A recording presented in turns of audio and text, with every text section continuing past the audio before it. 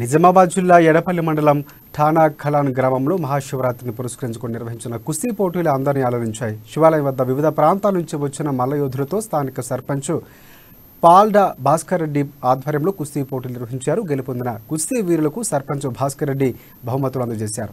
ఈ కార్యక్రమంలో గ్రామ పెద్దలు బిల్లా అనిల్, కాపు నాగేశం, అలాగే గణపతి రెడ్డి, పోతుల ముత్యం తదితరులు పాల్గొన్నారు.